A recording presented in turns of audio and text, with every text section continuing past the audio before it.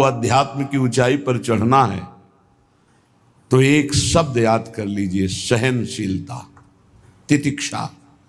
इसको सदैव जीवन में, एक श्लोक गंगा किनारे हमें जीने की सामर्थ्य देता था। जब कभी हमें प्रतिकूलता दुख प्राय मिलते ही थे तो ये श्लोक, यम ही न व्यथ्यन्ते ते पुरुषम पुरुषर्षभ सम दुखा सुखाधीरम स्व अमृतत्वाय कल्पते। वो अमृत पद का अधिकारी हो जाता है जो आए हुए सारी व्यथाओं को, दुखों को मौन होकर सह लेता है, वो भगवान को प्राप्त होता है। जहां कोई कष्ट होता, बस यम ही न व्यथ्यन्ते ते पुरुषम पुरुषर्षभ सम दुखा सुखाधीरम स्वमृतत्वाय कल्पते। हमें सहना है, हमें भगवत प्राप्ति करनी। अरे छोड़ो, इसने मारा, इसका कर्म जाने, सहो, चलो आगे, चलो आगे बढ़ो। भूख प्यास गर्मी सर्दी मान अपमान दुख सुख, ये सब इस मार्ग के यात्री को मिलते ही है। और जो इसको सह गया वो जगत पावन करने वाला महात्मा बन जाता है। वो मम भक्ति युक्तो भुवनम पुनात, लोक के लोक को पावन कर सकता है जो भगवान के चरणारविंद में अपने चित्त को अर्पित कर दिया। इसलिए दुख ही हृदयत, चाहे जितना दुख पड़े प्यारे, किसी से मत कहो, किसी से मत, चुपचाप मौन होके सह जाओ। तुम्हारा स्वामी विधान करके तुम्हें दुख भेजा है तो बहुत बड़ा उसमें कोई सुख है। वो मंगल भवन है, तुम्हारा मंगल होने नहीं दे सकता। दिखाई दे सकता है कि अब अमंगल हो गया हमारा, अमुक अमुक अमुक, कुछ नहीं। धैर्य पूर्वक अपने मार्ग में सीधे चलते रहो। उसका विधान आया है, वो दुखद हो या सुखद, सुखद है तो हर्षित मत हो, दुखद है तो शोकित मत हो, आगे बढ़ो। देखो ये अध्यात्म है, ये कमर कस लो कि इस जन्म में मुझे इस भव समुद्र से पार होना ही है। ये जो कमजोर दिल के होते हैं ना, अनुकूलता जहां मिली तो बोले जब से हमने भक्ति शुरू की सब काम चकाचक बन रहे। ये भक्ति का फल नहीं है, भूल मत करना। ये तुम्हारे सुकृत चल रहे हैं इसलिए है। और जिस दिन दुष्कृत का फल आएगा उस दिन भक्ति करते हुए भी कदम रखना मुश्किल हो जाएगा, पग पग पर तुम्हें दुख मिलेगा। ये सिद्धांत को समझ लीजिए तो कभी आप निराश नहीं होंगे, शूरवीर होकर आगे बढ़ते रहेंगे। जो हमारी भक्ति ये नई फसल है और इस फसल की जो आनंद वृत्ति है वो भगवदानंद है, ज्ञानानंद है, अखंडानंद है, प्रेमानंद है। वो ये भोगानंद नहीं है, विषयानंद नहीं कि भगवान की बड़ी कृपा जो चाहो वो भोग मिल गए। ये सुकृतों के फल है। ये सुकृत और दुष्कृत दोनों को यही नष्ट कर दो और निकल चलो भगवान की परम धाम में, जहां नित्य सेवा सुख का आनंद सहचरियां ले रही है। श्रीपाद कह रहे, संतर्जयस ताड़यन, कोई मुझे बहुत डांटे, भर्त्सना करे और ताड़यन, पिटाई भी कर दे, मुझे कुछ कभी शिकायत नहीं करनी प्रभु से। देख रहे हैं ना, वो उन्होंने विधान किया है ना कि इसको पीटो, तो हम चुपचाप पीट लेंगे, किसी से नहीं कहना। रहीमन मन की मन व्यथा रखिए मन में गोए, सुनिठ ले हैं लोग सब बांटने। इसीलिए असंगो हम, असंग किससे कहें अपने दुख सुख की बात। अपना दिल तो दिलवर को दे दिया, जो बीते सो दिल तो उनके पास है, वो तो जाने दुख सुख की बात, हम क्या जाने, हम तो बस आपके हैं। मौन, अपने विषय में न सुख की बात करे न दुख की, मौन। बात करे तो प्रभु की करे, नहीं तो मौन। मान लीजिए अगर ये मौन आप धारण कर लेंगे तो निकल जाएंगे माया से, नहीं तो किसी की निंदा कर देंगे, किसी का ऐसा कटु वचन बोल देंगे, परुख वचन बोल देंगे, भजन छीण हो जाएगा, भजन करने की वृत्ति नष्ट हो जाएगी। सैकड़ों लोगों के प्रश्न है कि पहले भजन अच्छा होता था अब नहीं होता। उसमें दो बातें होती है, एक तो भजन की ऐसी भूख बढ़ गई है कि अब उतने भजन से नहीं और भजन होना चाहिए। ये उत्तम महापुरुषों की कृपा पात्र भक्तों की वृत्ति होती है।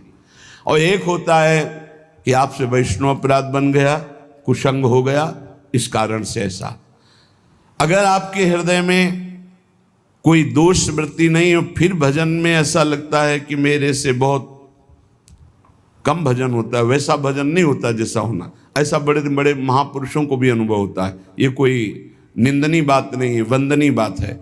पर वास्तविक यदि भजन नहीं हो रहा है वास्तविक यदि आपका रुक गया है आनंद तो आप ढूंढ लीजिए, आपका भोजन गलत है, आपका संग गलत है, आपने कोई वैष्णव निंदा की है, बस यही कारण है, यही खोज लेना, यही सुधार कर लेना। किसी से क्षमा याचना की जरूरत नहीं, अंदर देखो और आचार्य गुरु से प्रार्थना करो, सब ठीक हो जाएगा। बड़े कृपालु है, जिन्होंने अपराधी मुझ जैसे को घसीटा तो अब अपराध बन जाएगा तो थोड़ी छोड़ देंगे वो, विश्वास कीजिए, उन्हीं से प्रार्थना कीजिए, नाथ यदि आपको अपराध मोचन कराना है तो भेज दीजिए मुझे उसके पास या उसको बुला दीजिए, मैं पैर पकड़ लूँ, हाथ जोड़ लूँ यदि अपराध बन गया है, और यदि आप चाहें तो आप क्षमा कर दें, आगे से सावधान रहेंगे। बड़े कृपालु हैं प्रभु, क्षमा कर देते। भजन की वृत्ति को रुकना ये सहन मत कीजिए, समय नहीं है कि आज नहीं तो कल भजन चल पड़ेगा, नहीं, तुरंत वाचिक में आ जाइए, तुरंत वाणियों का गायन कीजिए, नाम कीर्तन कीजिए, ढूंढिए अपराध क्या बना जो आंतरिक हमारा भजन रुक गया, और प्रभु से प्रार्थना करके उसको चलवाइए। वो बड़े कृपालु है, क्षमा कर दें। अगर आपने प्रगट में किसी का अपराध किया और वो उपस्थित हो तो जाओ, उनके चरण पकड़ो, उनसे प्रार्थना करो। भजन का रुकना सहन मत करो, बहुत कठिन है भजन करके भगवत प्राप्ति करना। वो हमारे अंदर सरलता पूर्वक भजन चल रहा, उसको बचाओ। किसी की निंदा मत करना, किसी की अवहेलना मत करना, तुम्हारी कोई निंदा करे, तुम्हारी अवहेलना करे, सह जाना, कह रहे हैं, इसमें कह रहे हैं संतर्जय ताड़यन बंधनन। यदि वो कहीं मुझे बांध दें, मैं बंधना में स्वीकार कर लूंगा। ऐसा भक्तों को कोई बांधता है क्या? हाँ, बांध देते हैं। तितिक्ष ब्राह्मण की कथा में पढ़िए, उसको बांध दिया। एक सखी बहुत भजनानंदी थी, उसके परिवार के लोग रोज उसे पीटते थे और उसे बांध देते थे। सखूबाई नाम उसका सखी का था। एक सखी बहुत नागरीदास जी के संग में रहकर भजन की वृत्ति उच्च कोटि की सीखी थी, भागमती बाई। उनके पति ही उनके ऊपर सैया लगाकर नवीन रानी के साथ बैठते हुए ऐसा पिटाई करते, इतना कष्ट देते, पर वो उच्च कोटि की ऐसी महान वक्ता, परम सिद्ध बरसाने के जो वास करने वाले अपने नागरीदास जी थे, हरिवंश महाप्रभु के शरणागत, उनके सत्संग से ऐसी उच्च कोटि की दशा प्राप्त हुई, उसे कोई फर्क नहीं पड़ा। उसके कष्ट देने के लिए उसके ऊपर सैया लगाते, राजा थे, और नवीन रानी के साथ उसके ऊपर बैठते और उपद्रव करते, मारते पीटते, लेकिन वो सम रहती। संतर्जयस ताड़यन बंधनन, शांत, वो देख रहा है, बस तुमको यही सोचना, वो देख रहा है, मेरा स्वामी देख रहा है। वो देखते हुए मौन है ना, वो चाह रहा है ना, तो तेरा किया मीठा लागे, बस बात समझ लो। इतना तो बहुत बड़ी वस्तु प्राप्त होगी, बहुत बड़ी। एक मिट्टी जब कुम्हार को अर्पित हो जाती है तो पीट पीट कर एक छोटा राई भर भी दाना नहीं रहने देता, क्योंकि राई भर भी अगर दाना रहा वहीं से मटकी फूट जाएगी, राई भर भी अहंकार रहा वहीं से भक्ति रस निकल जाएगा। पीट पीट के उसको एकदम बराबर, फिर भी चैन नहीं, जल डाल के रौंदा, फिर भी चैन नहीं, हाथों से मल कर अपने अनुसार बनाया, फिर चाक पे चढ़ाया, जो चाहा आकार दिया, सूर्य के ताप में तपाया, फिर उसको दहकते हुए आवे के बीच में रख के पकाया, फिर उसमें रस रखने लायक क्षमता आ गई उस मिट्टी में। ऐसे ही हम जब संत महापुरुषों को, श्री भगवान को समर्पित होते हैं तो ये सब होगा। रस रखने लायक हृदय तभी होता है जब आवे में तपता है, इसलिए तैयार रहो। तभी नागरीदास जी ने कहा, बड़ो ही कठिन है भजन ढिग डरिबो।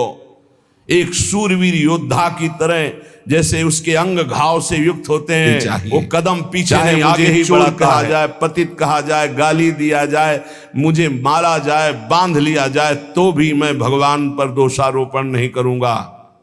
मैं यही निश्चय करूंगा, प्रभु मेरे देख रहे हैं, जोई जोई प्यारो करे सोई मोहि भावे, उनका विधान परम मंगलमय है।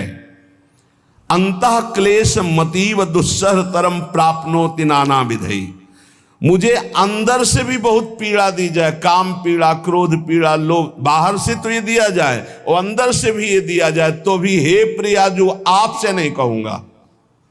प्रेम में कभी शिकवा शिकायत नहीं होती, ना इष्ट से और अपने प्रीतम के विधान से दिए हुए कष्ट को हम दूसरे से कह दें, धिक्कार है हमारी प्रीति को।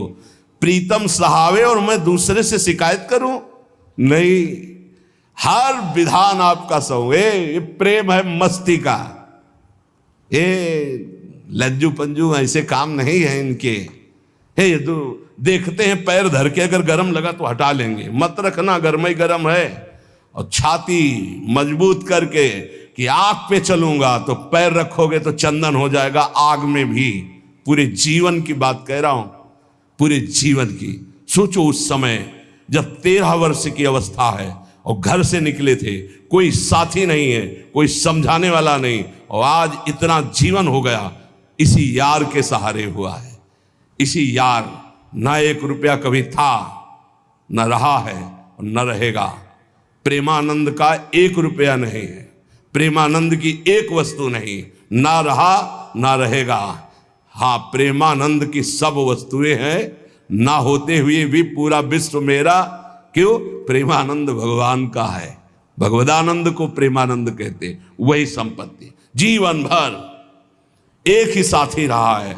और हे नाथ, ऐसी कृपा करना, अब दूसरा साथी बने ना। अब आओ तो मृत्यु रूप में ही आओ, और किसी रूप में मत आना। साथी हो तो आपका साथ हो। सर्वहरण करने वालों में मैं मृत्यु हूं, बस उस रूप का इंतजार है। आओ उस रूप में और समेट लो अपनी लीला। बस कभी किसी से शिकायत, कभी किसी ने कैसे हो, आनंद है। नहीं सुना है किडनी खराब है तो सुना ही होगा, कोई दुख नहीं, कोई दुख नहीं। वर्तमान दुख वर्तमान के आनंद से बहुत छोटा है। क्या दुख है? स्वामी के द्वारा दिया हो। ये आप हमारी प्रार्थना मान लीजिए। इस मार्ग में चलने पर जो दुख मिले, कभी किसी से कहना नहीं, नहीं तो प्रीति में कलंक लग जाएगा, वो तुम्हें प्रभु से हटा देगा। नहीं, रहीमन मन की मन व्यथा रखिए मन में गोए, सुनिठ लई है लोग सब बाट न लिए। ये भगवत मार्ग शूरवीरों का मार्ग। कभी अपनी अंतर व्यथा को किसी से मत कहो।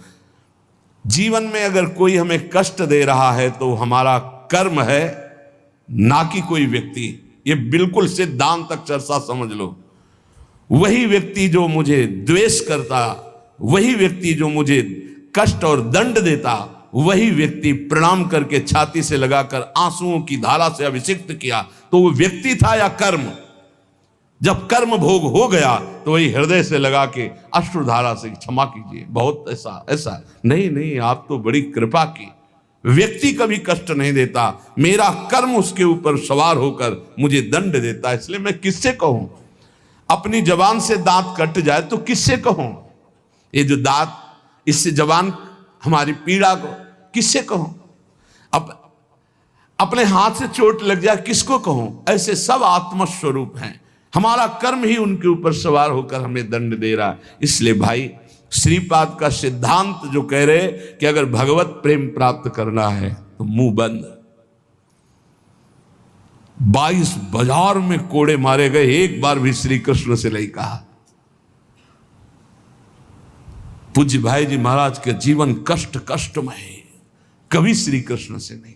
बाबा नहीं सह पाए, बाबा ने श्री कृष्ण से कहा, श्री कृष्ण चंद्रजू से, ये क्या है, इतना कष्ट क्यों दे रहे हो उनके शरीर को? तो मुस्कुरा दिए, बोले मैं नहीं दे रहा हूं, ये तुम्हारे कर्म का फल भाई जी भोग रहे हैं। ऐसा? बोले हाँ। सीधे अस्पताल गए, भाई जी से कहा, ये आप हमारा प्रारब्ध क्यों भोग रहे हैं? तो कहा, आज ये कौन सा खेल रच रहे हो बाबा, क्या बात कर रहे हो? जीव का अपना कर्म भोगना होता है या किसी और का निजीकृत कर्म भोग? तो उनका आप हमको बहका नहीं सकते, हमें परम तत्व से पता चला है कि आप हमारे कर्म। तब हंस दिए भाई जी और बोले, देखो हमें कोई फर्क नहीं पड़ता, आपको फर्क पड़ जाता। आप चढ़ो, जिस साधना की चढ़ाई पर चढ़ रहे हो चढ़ो, मंगलमय श्री कृष्ण तुम्हारी यात्रा को पूर्ण करें।